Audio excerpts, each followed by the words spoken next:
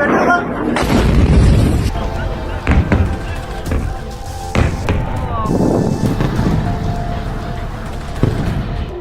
যখন ডোনাল্ড ট্রাম্পের ওভাল অফিসের ভাষণে যুদ্ধের সমাপ্তির আভাস খুঁজছিল, ঠিক তখনই আকাশ চিরে ধেয়ে এলো ইরানের শত শত ক্ষেপণাস্ত্র।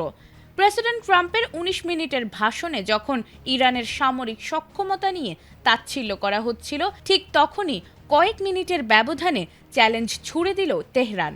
ওভাল অফিসের গাম্ভীর্যকে ছাপিয়ে এখন বড় হয়ে দেখা দিয়েছে মধ্যপ্রাচ্যের রক্তক্ষয়ী এক যুদ্ধের দামামা, যার শুরুটা হলো প্রেসিডেন্টের বক্তৃতার ঠিক ১৫ মিনিটের ব্যবধানে। বৃহস্পতিবার আল জাজিরার প্রতিবেদনে জানানো হয়েছে, ট্রাম্পের ভাষণ শেষ হওয়ার কিছুক্ষণের মধ্যেই ইরান ইসরায়েলের দিকে একাধিক ক্ষেপণাস্ত্র নিক্ষেপ করে।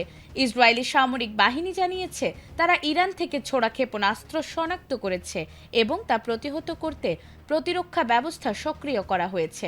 সংক্ষিপ্ত বিবৃতিতে বলা হয়েছে, হুমকি মোকাবিলায় তাদের প্রতিরক্ষা ব্যবস্থা কাজ করছে।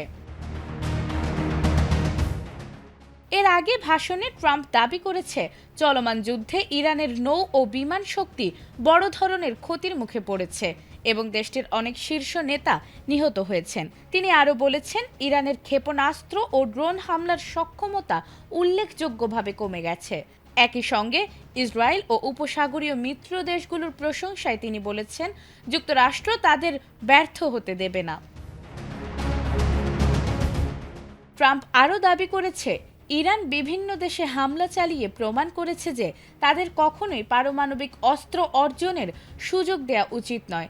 ভাষণে তিনি ভেনেজুয়েলার প্রেসিডেন্ট নিকোলাস মাদুরোকে আটক করার ঘটনায় মার্কিন সেনাদের ধন্যবাদ জানিয়ে বলেছেন, এতে দুই দেশের সম্পর্ক উন্নতির পথে।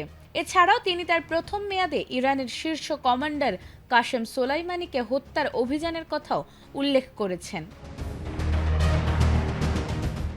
উল্লেখযোগ্য বিষয় হলো, গত ২৮ ফেব্রুয়ারি থেকে যুক্তরাষ্ট্র ও ইসরায়েলের যৌথ হামলার জবাবে ইরান ধারাবাহিকভাবে ক্ষেপণাস্ত্র ও ড্রোন হামলা চালিয়ে আসছে। এতে শুধু ইসরায়েল নয়, আঞ্চলিক স্থিতিশীলতা, বৈশ্বিক জ্বালানি বাজার ও বিমান চলাচলেও বড় ধরনের প্রভাব পড়ছে। বিশ্লেষকরা আশঙ্কা করছেন, পরিস্থিতি দ্রুত নিয়ন্ত্রণে না এলে এটি বৃহত্তর আঞ্চলিক সংঘাতে রূপ নিতে পারে। নাজমুন নাহার জান্নাত, এটিএন বাংলা।